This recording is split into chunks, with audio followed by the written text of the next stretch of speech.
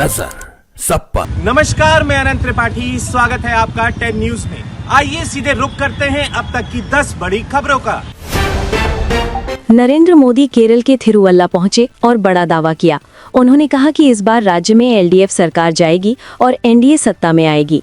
मोदी बोले, पहले भी केरल आया हूं, लेकिन इस बार माहौल बदला हुआ है। उधर चुनाव आयोग ने 100 साल की महिला को घर से वोटिंग की सुविधा देकर लोकतंत्र की ताकत दिखाई। सेंट्रल रिजर्व पुलिस फोर्स ने विधानसभा चुनाव के चलते बड़ा फैसला लिया है। जवानों की छुट्टियां रद्द कर दी गई हैं और उन्हें तुरंत ड्यूटी पर लौटने का आदेश दिया गया है। चुनाव के दौरान सिर्फ आपात स्थिति में ही छुट्टी मिलेगी ताकि सुरक्षा व्यवस्था में कोई कमी न रहे। ममता बनर्जी ने मोथाबाड़ी हिंसा को लेकर नेशनल इन्वेस्टिगेशन एजेंसी पर निशाना साधा। उन्होंने कहा कि असली आरोपी फरार हैं, जबकि निर्दोष लोगों को परेशान किया जा रहा है। साथ ही वोटर लिस्ट से नाम काटे जाने पर भी उन्होंने गंभीर सवाल उठाए। विजय थलापति ने चुनाव से पहले बड़ा ऐलान किया। उन्होंने 25 लाख तक का स्वास्थ्य बीमा, 200 यूनिट मुफ्त बिजली और नई यूनिवर्सिटी का वादा किया। विजय ने कांग्रेस डीएमके गठबंधन और बीजेपी एनआर कांग्रेस गठबंधन दोनों पर निशाना साधते हुए खुद को बेहतर विकल्प बताया। मोहन यादव वाराणसी में आम लोगों के बीच नजर आए। उन्होंने दुकान पर कचौड़ी, सब्जी और लस्सी का स्वाद लिया और खुद बिल चुकाया।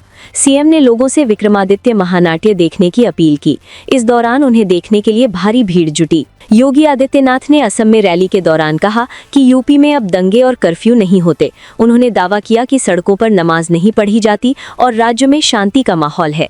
उनके भाषण के दौरान लोगों की भारी भीड़ देखने को मिली। डोनाल्ड ट्रंप के बेटे एरिक ट्रंप और डोनाल्ड ट्रंप जूनियर एक ड्रोन कंपनी से जुड़ने को लेकर विवाद में है। रिपोर्ट के मुताबिक ये कंपनी मिडिल ईस्ट में ड्रोन बेचने की कोशिश कर रही है। एक्सपर्ट्स का कहना है कि ये युद्ध से मुनाफा कमाने जैसा है, जिससे नैतिक सवाल खड़े हो रहे हैं। ईरान युद्ध में बड़ा दावा सामने आया है। 23 साल बाद पहली बार दुश्मन ने अमेरिकी फाइटर जेट गिराया है। रिपोर्ट के मुताबिक अब तक 7 अमेरिकी विमान तबाह हो चुके हैं। इससे पहले डोनाल्ड ट्रंप ने ईरान के आसमान पर कब्जे का दावा किया था, जिस पर अब सवाल उठ रहे हैं। ईरान पर हजारों हमलों के बावजूद उसकी सैन्य ताकत पूरी तरह खत्म नहीं हुई। अमेरिकी खुफिया रिपोर्ट के मुताबिक करीब 50% मिसाइल लॉन्चर अभी भी सुरक्षित हैं और हजारों ड्रोन मौजूद हैं। कई हथियार सुरंगों और गुफाओं में छिपाए गए हैं, जिससे ईरान अब भी बड़े हमले करने में सक्षम माना जा रहा है। बुशहर न्यूक्लियर पावर प्लांट के पास बड़ा हमला हुआ, जिसमें एक सुरक्षाकर्मी की मौत हो गई। वहीं इजराइल ने पेट्रोकेमिकल जोन पर एयर स्ट्राइक कर 3 कंपनियों को तबाह कर दिया। कई धमाकों के बाद इलाके में धुआं फैल गया और 5 लोग घायल बताए जा रहे हैं। लखनऊ में एटीएस ने 4 आतंकियों को गिरफ्तार कर बड़ी साजिश नाकाम कर दी। आरोप है कि ये पाकिस्तान के इशारे पर हमले की तैयारी कर रहे थे। इनके पास से केमिकल, मोबाइल और संदिग्ध दस्तावेज बरामद हुए हैं। एजेंसियां अब इनके नेटवर्क की जांच कर रही हैं। सुवेंदु अधिकारी के नामांकन के दौरान हुई हिंसा पर चुनाव आयोग सख्त हो गया है। मामले में 4 पुलिस अधिकारियों को सस्पेंड कर दिया गया है। 5 राज्यों में चुनावी माहौल के बीच इस घटना ने सुरक्षा व्यवस्था और निष्पक्ष चुनाव पर सवाल खड़े कर दिए हैं। किरण रिजिजू ने एफसीआरए संशोधन का बचाव करते हुए कहा कि इससे ईमानदार संस्थाओं को नुकसान नहीं होगा। वहीं विपक्ष, खासकर पी विल्सन ने इसे अल्पसंख्यकों के खिलाफ बताया। इस मुद्दे पर सरकार और विपक्ष आमने सामने आ गए हैं। हेमंता बिस्वा शर्मा ने राहुल गांधी पर तीखा हमला बोला। उन्होंने कहा कि कांग्रेस की जीत की उम्मीद करना बेकार है। साथ ही साफ किया कि यूसीसी का असर आदिवासी समुदाय पर नहीं पड़ेगा और उनकी परंपराएं सुरक्षित रहेंगी। असदुद्दीन ओवैसी ने समान नागरिक संहिता पर केंद्र सरकार को घेरा। उन्होंने आरोप लगाया कि इसके जरिए मुसलमानों पर जबरन दूसरे धर्म के कानून थोपे जा रहे हैं। ओवैसी ने इसे संविधान और धार्मिक स्वतंत्रता के खिलाफ बताया। राघव चड्ढा ने आप विवाद पर चुप्पी तोड़ी। उन्होंने कहा कि उनके खिलाफ स्क्रिप्टेड और कोऑर्डिनेटेड अटैक चलाया जा रहा है। राघव बोले, संसद में गाली देने या माइक तोड़ने नहीं, बल्कि जनता के मुद्दे उठाने गया हूँ। आखिर में फिल्मी अंदाज में चेतावनी दी, घायल हूँ इसलिए घातक हूँ। केदारनाथ में भारी बर्फबारी से पूरा इलाका सफेद हो गया है, जबकि अटल टनल बंद करनी पड़ी।